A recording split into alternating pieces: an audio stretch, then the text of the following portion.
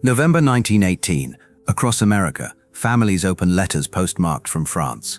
The War Department's official correspondence arrives on heavy paper with formal language. But the letters soldiers themselves write tell a different story. One such letter, preserved in a State Historical Society archive, contains these lines: "Mother, I can't tell you what I've seen. The censors won't allow it. And even if they would, I couldn't find the words. The men who write about glory and sacrifice back home, they should be made to stand where I'm standing for 1 hour. Just 1 hour. Then they'd know." The letter is from a private in the 28th Infantry Division, written in October 1918, a month before the armistice. It's one of thousands that sat unread in archives for decades. Truths too painful for families to confront, histories too complex for comfortable narratives. According to historian Richard S. Faulkner, whose comprehensive study, Pershing's Crusaders, the American Soldier in World War I, draws from extensive archival research, approximately 4.7 million Americans served in uniform during the Great War, 2 million deployed to France. They wrote millions of letters home, but the vast majority concealed more than they revealed, censored by military authorities, self-censored by soldiers who understood their families couldn't bear the truth. The letters that survive tell a story profoundly different from the mythology of parades and propaganda posters. Not the sanitized narrative of heroic doughboys marching over there to make the world safe for democracy, but the actual experience, young men confronting industrial warfare's mechanized horror, enduring psychological trauma that had no name, returning home to a nation that demanded silence about everything they'd witnessed. This documentary draws from these preserved accounts, letters, diaries, memoirs, and oral histories housed in archives across America, analyzed by historians who have spent decades reconstructing the authentic soldier experience. What American soldiers actually faced wasn't what they expected. What they endured wasn't what history books recorded. And what they brought home wasn't victory. It was questions that haunt American society still. The archives reveal the truth. To understand what American soldiers faced in the Great War, we must first understand what they believed they were marching toward. April 6, 1917. President Woodrow Wilson stands before Congress, his voice resonant with moral certainty. The world must be made safe for democracy. Within weeks, recruitment posters blanket every American town. Uncle Sam points his finger with stern command. Another shows a woman in flowing robes, Liberty herself, with the caption, "Americans all, victory, liberty, loan." The propaganda operates at industrial scale, but it's pushing against an open door. According to Jennifer D. Keene's study on Doughboys, the Great War, and the remaking of America, young American men respond with enthusiasm that would be difficult to comprehend a century later. They believe, with an intensity that transcends mere patriotism, that they're embarking on a great crusade. Letters from this early period, collected by the War Department, and later archived, pulse with romantic eagerness. A bank clerk from Pennsylvania writes in May 1917, "At last a chance to do something that matters beyond adding figures in a ledger." A farmer from Iowa tells his sweetheart, "This won't be like those European wars. We Americans will bring it to a swift conclusion. I'll be home by Christmas." These aren't naive farm boys speaking. They're products of the progressive era, that peculiar American moment when technology and moral reform seem destined to perfect society. They've seen automobiles replace horses, electricity transform cities, the Panama Canal demonstrate that American engineering can reshape geography itself. Historian David Kennedy, in his books Overhear the First World War and American Society, notes that these men believe in American exceptionalism with unironic fervor. They've been taught that their republic represents humanity's political culmination. The Great War, in this understanding, isn't mere geopolitical conflict. It's the final struggle between freedom and autocracy. But who are these men, actually? The archives provide a portrait more nuanced than the generic doughboy of popular imagination. The typical American soldier is 22 years old, white, native-born, with an 8th grade education. But those statistics obscure tremendous diversity. Letters written in Italian-accented English speak of immigrants eager to prove their Americanism. A soldier from Seattle writes, "In this uniform we are not Irish or Italian. We are United States soldiers." Over 350,000 African Americans serve almost exclusively in segregated units. Their letters, collected by historians like Arthur Barbeau and Florette Henry in The Unknown Soldiers, Black American Troops in World War I, reveal men negotiating an impossible contradiction. One soldier writes, "We fight for a nation that doesn't yet recognize us as full citizens, but we fight anyway, because someday our service will be the evidence our children use." The training camps, hastily constructed cities of tents and wooden barracks, become crucibles of transformation. Letters describe the shock of military regimentation, the destruction of individual identity, the grueling preparation. A private writes from Camp Funston in Kansas, "They're working us harder than I ever imagined. Up at 5, drill until breakfast, rifle practice, gas mask training, bayonet practice, more drill. I'm starting to understand what military discipline means." But other letters reveal cracks forming in patriotic confidence. A German American from Milwaukee. "Some fellas question my loyalty because of my name. I was born in Wisconsin. My father fought for the Union, but now I must prove my patriotism. It makes me wonder what we're really fighting for." The training itself tries to prepare them, but as Mark Ethan Grotelishan documents in the AEF Way of War, the gap between American instruction and European reality yawns impossibly wide. The US Army in 1917 ranks 17th globally, smaller than Portugal's. Officers whose combat experience consists of chasing Pancho Villa through Mexican deserts now teach tactics for industrial warfare they don't understand themselves.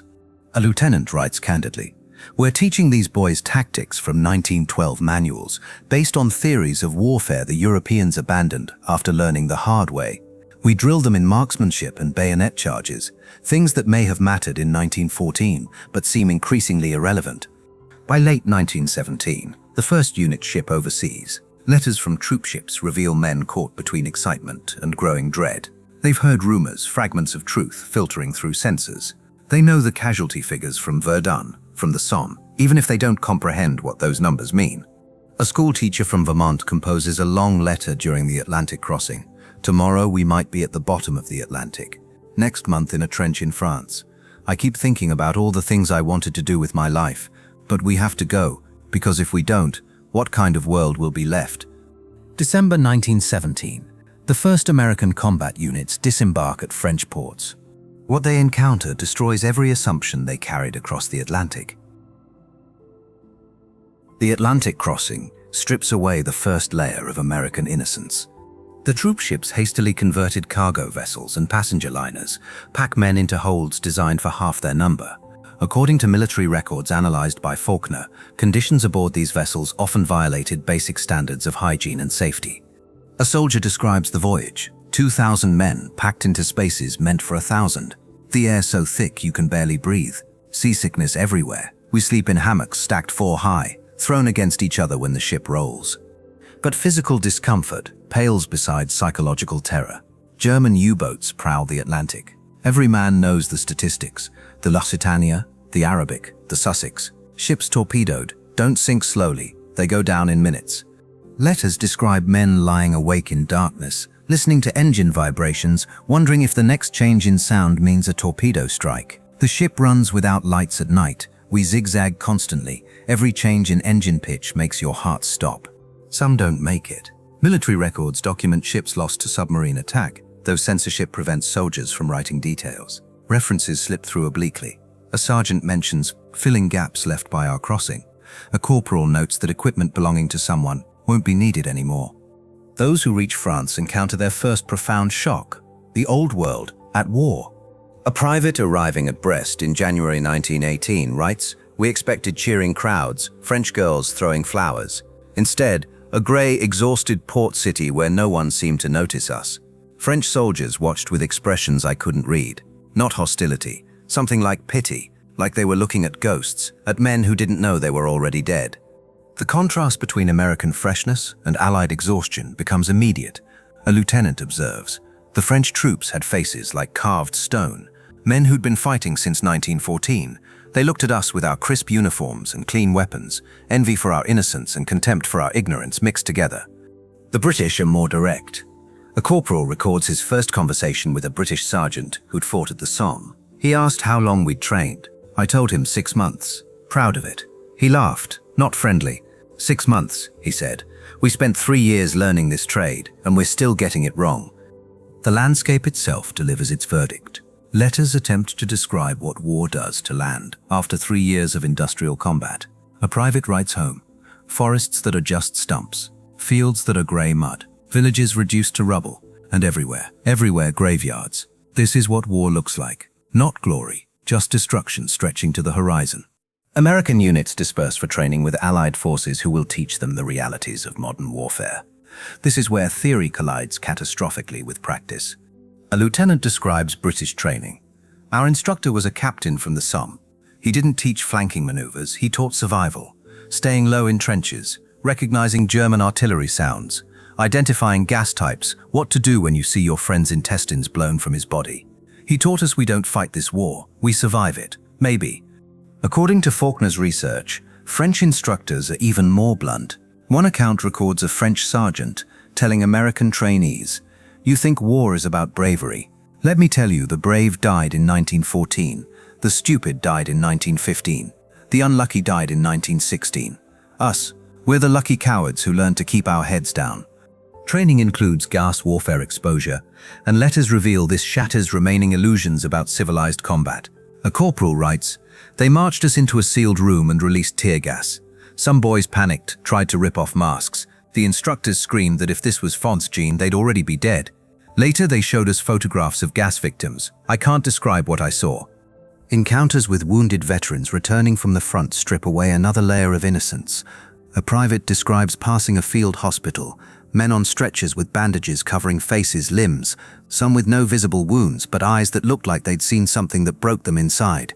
One young man made this continuous sound, not crying, not screaming, just this high-pitched mechanical sound. The medic said he'd been like that for 3 days. Shell shock. What kind of war creates that?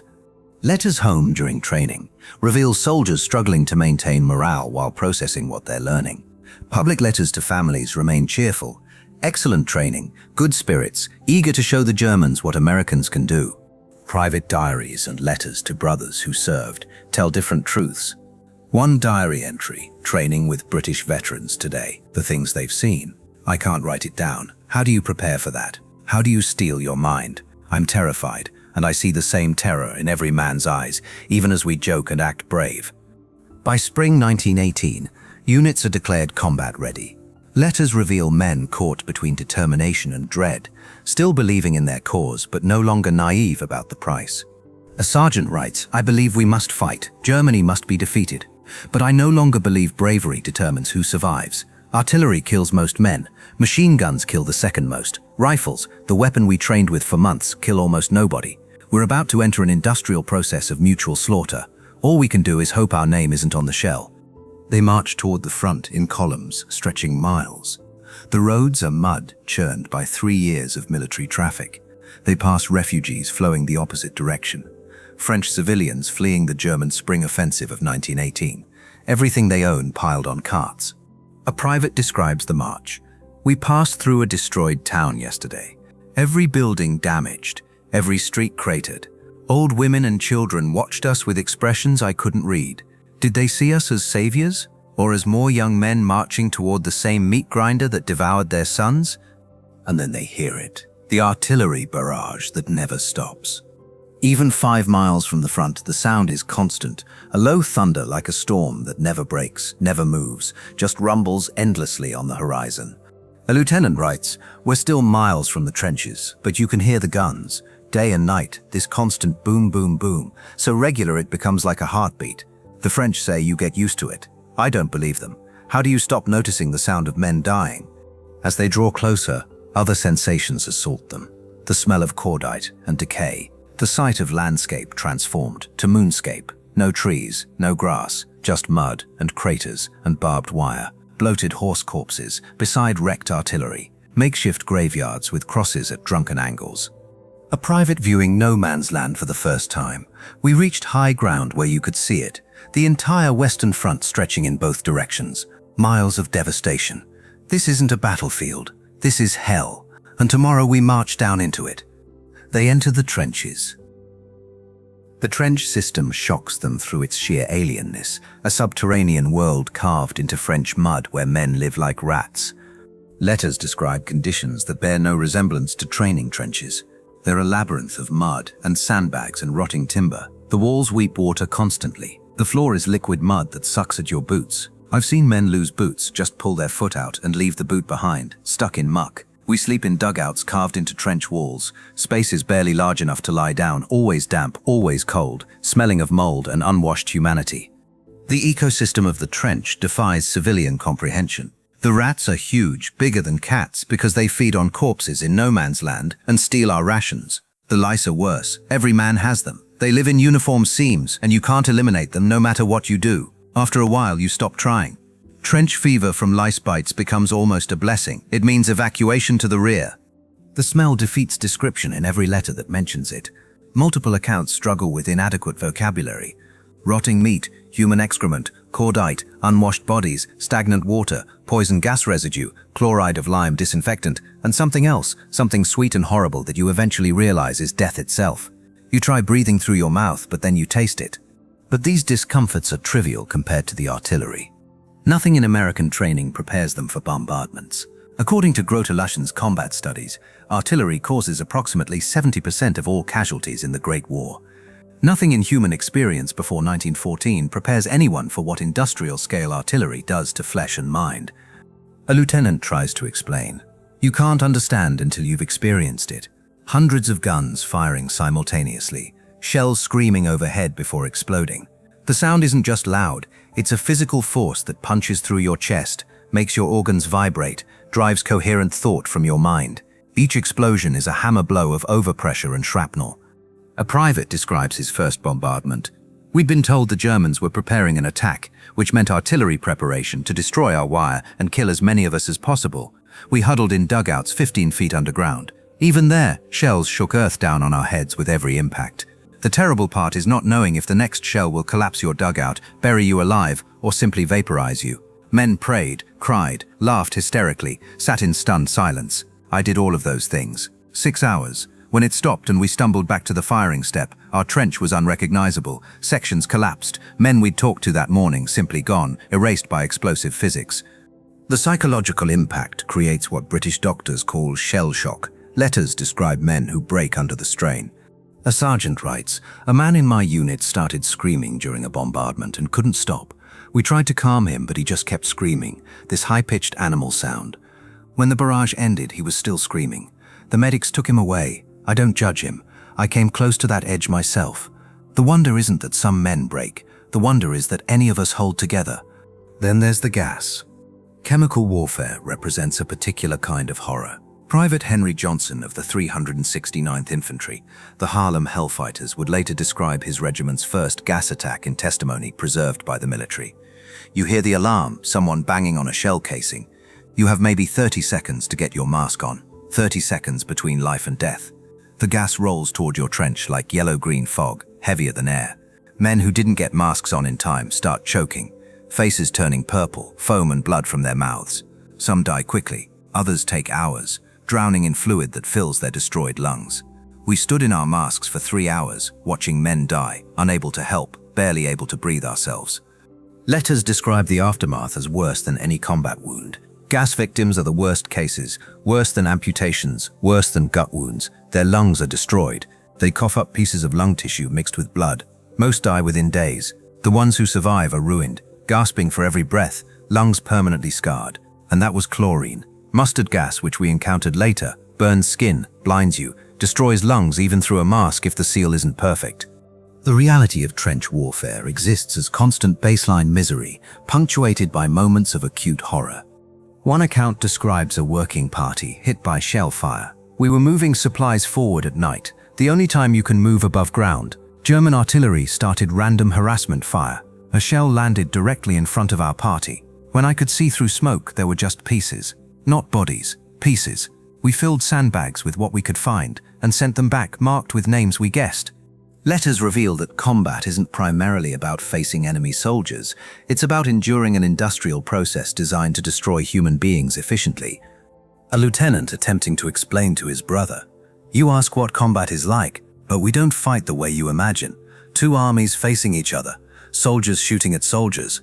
Most of the time you never see Germans. They're hundreds of yards away in their trenches.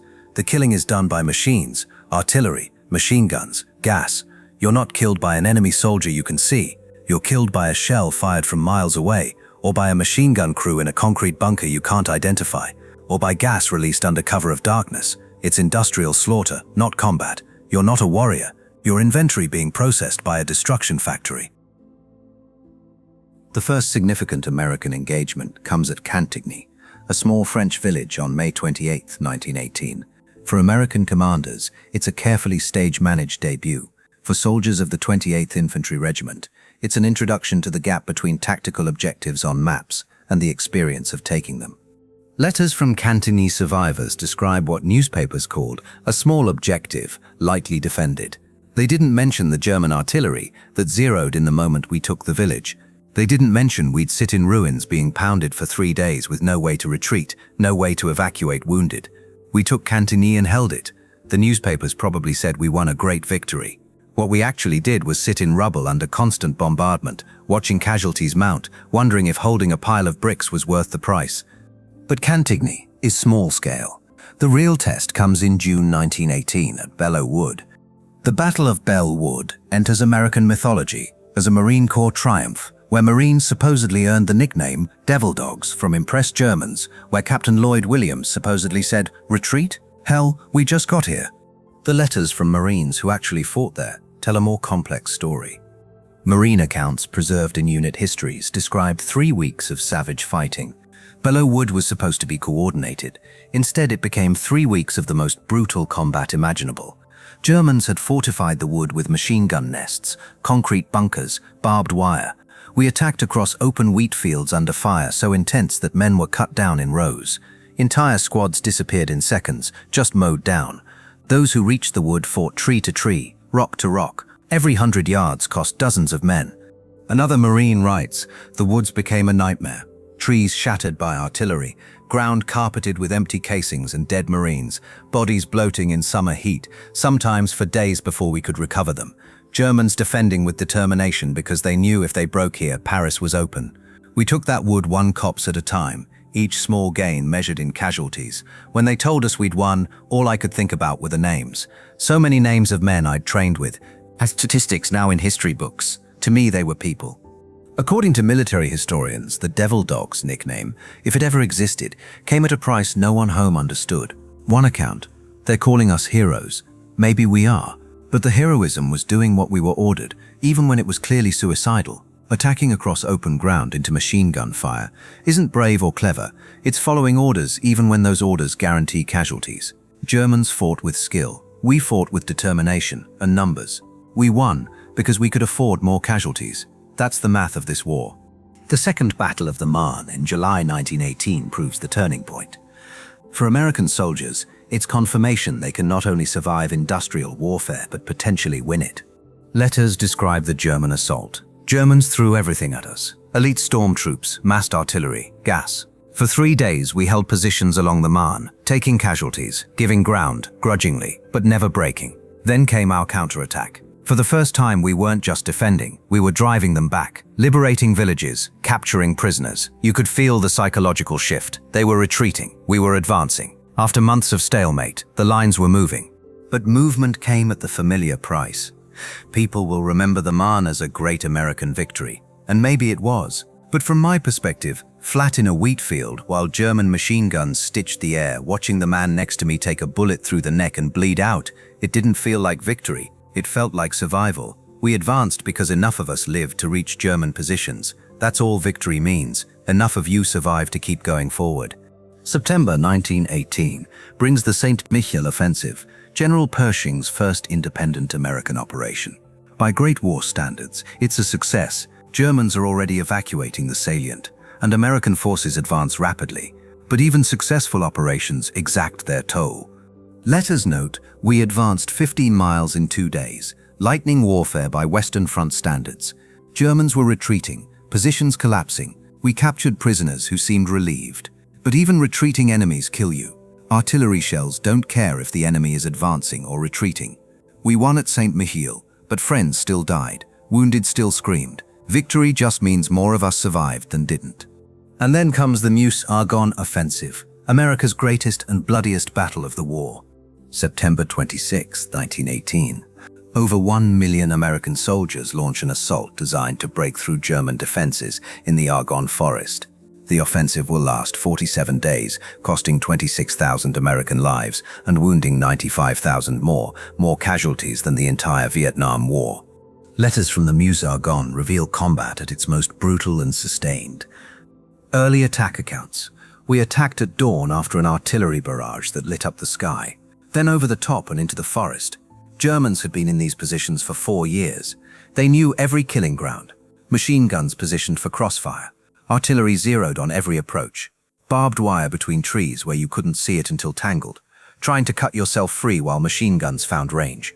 The forest floor was shell craters filled with water, fallen trees, mud that could swallow you to the waist, and bodies. So many bodies. American boys who'd attacked an hour before, a day before, lying where they fell because there was no way to recover them while fighting continued. The sustained nature of combat. This wasn't a battle. It was 47 days of continuous fighting, attacking, being counterattacked, consolidating, attacking again. You stopped thinking about larger objectives. You thought about surviving the next 100 yards, the next hour. We took ground, lost it, retook it. Same hills changed hands multiple times. I stopped learning replacement names because they'd be dead within days. The mathematics were simple and horrible. We had more men than Germans had bullets, so eventually we'd break through. That's not strategy, that's attrition, trading lives for yards. The forest itself. The Argonne was different from Belleau Wood. Denser, darker, more vast. You couldn't see more than a few yards. German machine guns could be anywhere. You'd hear fire and hit the ground, but couldn't see where it came from. Men would disappear, step into trees and never be seen again. Dead? Captured? Lost? You didn't know. Units got separated. We were supposedly executing coordinated offensive, but it felt like stumbling through a nightmare where every tree might hide death. Sergeant Alvin York's actions on October 8, 1918, would make him America's most decorated soldier. His diary, preserved at the Tennessee State Museum, reveals the gap between mythology and reality. York writes, "I did what I had to do. I won't say I enjoyed it. I didn't.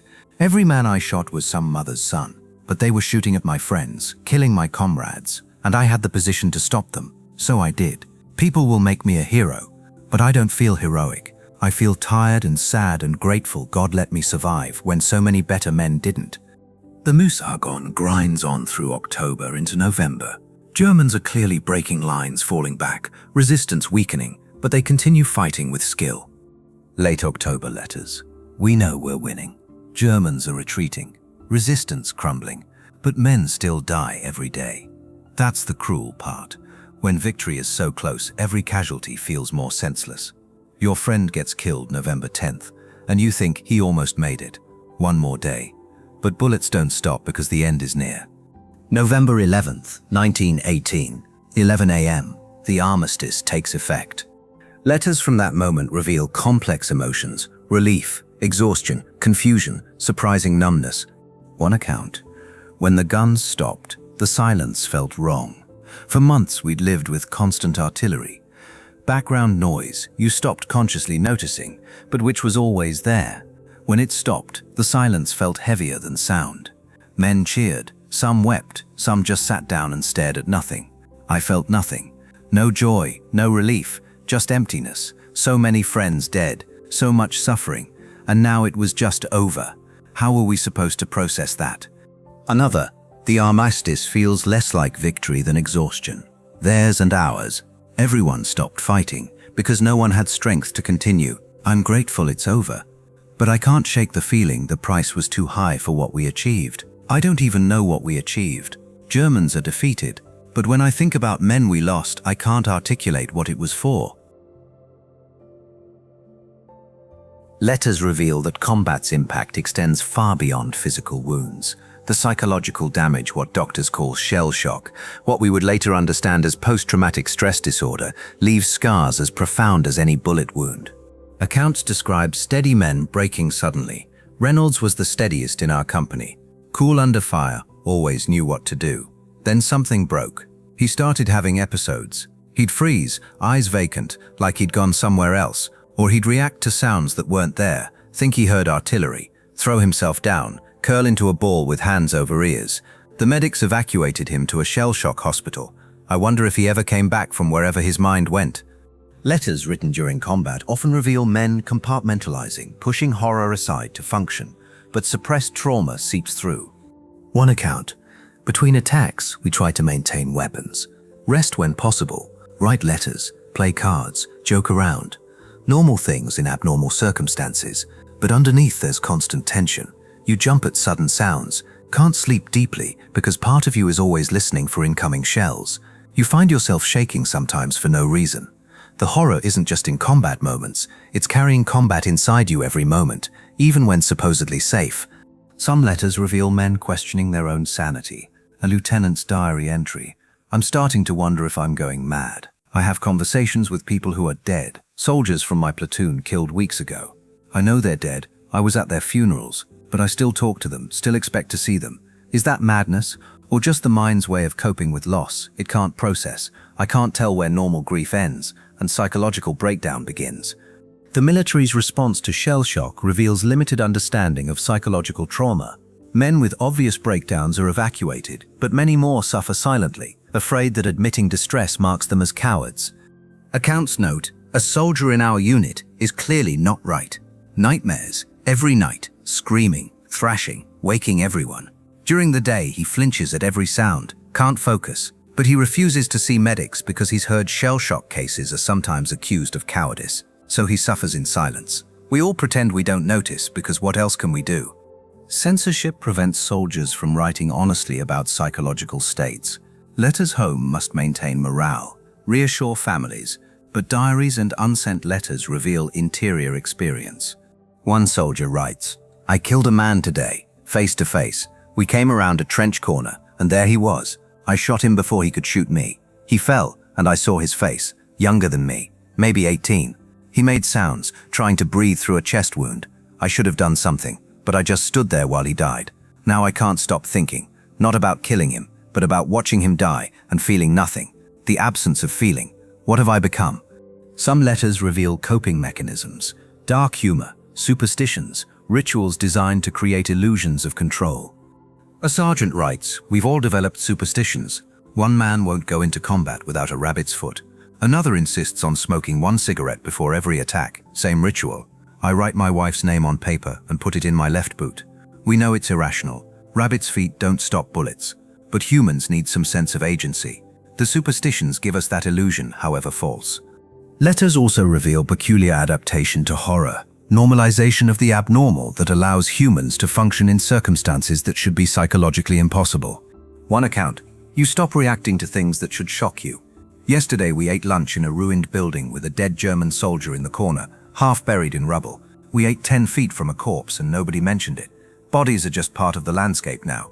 We'll pass a working party burying dead and just keep walking. How many today? 15 hours, couple dozen Germans. Death has become so commonplace it no longer registers as remarkable. What does that say about us? Can we ever be normal again after this adaptation? Some men break completely. Letters mention self-inflicted wounds, men walking into machine gun fire without weapons, men who simply stop functioning. A lieutenant writes, a man shot himself in the foot this morning, claimed he was cleaning his rifle. Nobody believed it. The sergeant major wanted court-martial for cowardice. I convinced him it was accidental, because what's the point? The man's mind was already broken. We evacuated him and pretended to believe it was accidental. How many more will we lose that way? Letters reveal that combat doesn't just create immediate trauma, it fundamentally changes how men understand themselves. November 1918 reflection. I'm not the person who left home. That person died somewhere in France, not all at once, but gradually killed by 1,000 small horrors. The man who'll come home has my name and face, but he's different. He's seen things, done things, endured things that make him foreign to who he used to be. I don't know how to bridge that gap. How do you explain to people that you're gone, replaced by this harder, colder, emptier version? How do you mourn yourself? The armistice brings relief, but not healing. Psychological wounds continue bleeding. December 1918. Fighting stopped, but dreams didn't. Every night, I'm back in the Argonne, watching friends die, feeling ground shake, tasting mud and blood. I wake panicking, thinking I'm in the trench, then slowly realize I'm safe. But I'm not really safe, am I? The war is still inside me. Maybe it always will be. They'll send us home, and everyone will expect us to be normal. But how? How do you pretend the last year didn't happen? November 11th, 1918, 11 a.m. Across the Western Front, the guns fall silent. For 4 years, the sound of artillery has been constant. Now suddenly, silence. Letters describe the moment. When the guns stopped, the silence felt wrong. For months we'd lived with constant artillery fire, background noise. You stopped noticing, but which was always there. When it stopped, the silence felt heavier than sound. Men cheered, some wept, some just sat down in mud and stared. I felt nothing, just emptiness. The letters from November 11th reveal emotions that don't fit comfortable victory narratives. Relief certainly, the killing has stopped, but also confusion, numbness, profound anticlimax. One sergeant writes, "The armistice feels less like victory than exhaustion, theirs and ours. Everyone stopped fighting because no one had strength to continue. I'm grateful it's over, but I can't shake the feeling the price was too high. I don't even know what we achieved." In trenches, American soldiers look around at the landscape. Cratered mud, shattered trees, barbed wire, makeshift graves. This is what victory looks like. A ceremony is held. The chaplain said words about sacrifice and honor and making the world safe for democracy. The colonel thanked us for our service. Then we went back to our dugouts, because where else would we go? The war is over, but we're still here, still in France, still not home. Victory doesn't feel like I imagined. The armistice marks the end of one war, but for American soldiers, it marks the beginning of others. Conflicts history would choose to forget. Struggles that didn't fit the narrative of triumphant democracy, experiences systematically erased from collective memory. Because while the guns had fallen silent, the dying hadn't stopped. In field hospitals across France, men continue dying from influenza, a pandemic that will ultimately kill more American soldiers than German bullets. In segregated African-American units, soldiers who fought with distinction wonder if their service will earn equality or if they're returning to the same Jim Crow system. In occupation zones, soldiers wait months to go home, their purpose unclear, morale crumbling. And in combat veterans' minds, the war continues in nightmares, flashbacks, psychological wounds with no name and no treatment. A diary entry. "The war ended today, but I don't think it's over. Not really, not for us. We'll carry it inside us. Things we saw, things we did, friends we lost. The armistice stopped the fighting. It didn't heal wounds. It didn't restore the dead. It didn't answer questions about what it was for. It just stopped. And now we have to figure out what to do with the rest of our lives, carrying this weight." Another letter captures the moment precisely. "Today the Great War ended. Tomorrow begins the long struggle of trying to survive what the Great War did to us." Letters reveal that soldiers already understand, even in that moment of November 11th, that what awaits them will be difficult in ways different from, but perhaps no less challenging than combat. They will return to a nation that celebrates victory, but doesn't want to hear about experience. They will face economic hardship, medical neglect, social isolation. They will discover that the democracy they fought for doesn't extend to all of them. These are the war's victory parades do not commemorate, the struggles that don't appear in official histories. The experiences soldiers will seal away in letters, hide in diaries, carry in silence until they die. A letter written November 12th. "The guns stopped yesterday. Everyone is celebrating. But I have this terrible feeling. The hard part is just beginning. Combat was hell, but at least it made sense in its own way. You knew what you were supposed to do, survive, help comrades, complete your mission. But what comes next? How do we go home? How do we explain to people who weren't here? How do we become normal again? The war created us. Can peace uncreate what we've become?" The answer, documented in hundreds of letters written in months and years after the armistice, is complicated, painful, and deliberately forgotten. But before we can understand the silence veterans carried home, we must understand the wars they fought, that history erased. The war against racism in their own ranks, where African American soldiers proved courage in combat, but returned to a nation determined to keep them subordinate. The war against influenza, where more American soldiers died from disease than German bullets, dying in camp hospitals rather than glorious combat. The war of occupation, where soldiers who'd survived trenches slowly disintegrated psychologically while waiting months to go home. And finally, the war of homecoming, the impossible task of returning to civilian life while carrying trauma society refused to acknowledge, medicine couldn't treat, families couldn't understand. These wars don't appear in textbooks. They don't feature in monuments. They were systematically excluded from historical record because they complicated simple narratives about American triumph. The soldiers who fought these wars wrote about them, documented them, preserved truth in letters they often asked should be sealed away, not opened until after their deaths.